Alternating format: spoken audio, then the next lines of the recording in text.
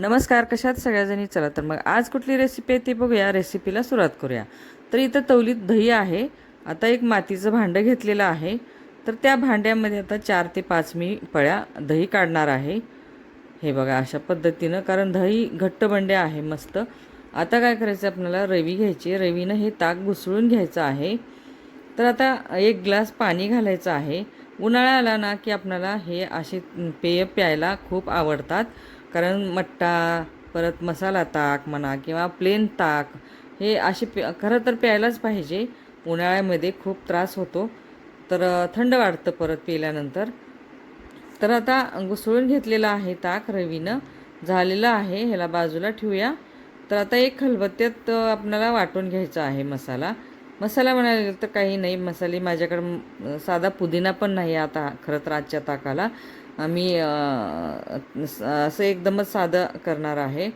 तर आता इथे 1 चमचाभर जिरे घेतलेले आहेत. मस्त जिरे वाटून घेतलेले आहेत बारीक. एका वाटीमध्ये आता ते जिरे काढून घेते.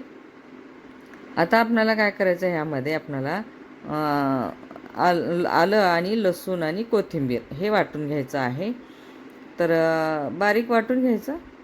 आणि अशा पद्धतीने थोडंसं ताक केलं ना की थोडंसं प्यायला पण चव लागतं. आणि उन्हाळ्यामध्ये सगळ्याच गोष्टी आपल्याला म्हणजे छान थंडावा देणारे हे असे पदार्थ खरं तर प्यायला पाहिजे. तर झालेलं आहे आपलं लसूण, आलं आणि कोथिंबीर वाटून. आता वाटीत काढून ठेवूया. तर आता हे खलबत्ता काढून आपल्याला हे ताकाचं भांडं इकडं घ्यायचं आहे.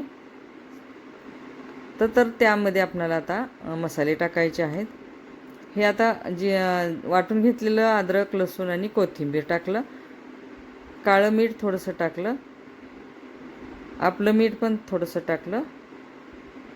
आणि आता आपल्याला टाकायचं आहे जिऱ्याची पावडर. तर हे सगळं मिक्स करून घेऊया. रवीनं परत ढवळून घ्यायचं आहे. तर काढायचं आहे आता. रवीनं ढवळून थोडंसं झालं की, मिक्स झालं की, तर आता वरतून आपल्याला कोथिंबीर टाकायची आहे. तर हे बघा कोथिंबीर टाकलेली आहे. परत ढवळून घ्यायचं पळीनं. आपल्याला हे मिक्स करून घ्यायचं आहे. मस्त झालेलं आहे ताक. काळं मीठ टाकल्यामुळं तर खूपच छान टेस्टी लागतं. ह्यामध्ये पुदिना जर टाकला तुम्ही तर अप्रतिम लागतं. तर 2 ग्लास घेतलेले आहेत. 2 ग्लास आता ह्या ताकानं भरून घ्यायचे आणि मस्त प्यायचं. तर कशी वाटली माझी रेसिपी? आवडली असेल तर नक्की कमेंट करा, शेअर करा, सबस्क्राईब करा. सबस्क्राईब करायला अजिबात विसरू नका. तर असे नवीन नवीन रेसिपी घेऊन मी तुमच्यासोबत शेअर करणार आहे. तर चला, तर झालेली आहे. आता ताक पिऊन घेऊया. तर थंड वाटतं ना उन्हाळ्यामध्ये ताक प्यायला, छानच वाटतं. तुम्ही पण अशाच पद्धतीनं ताक करून प्या.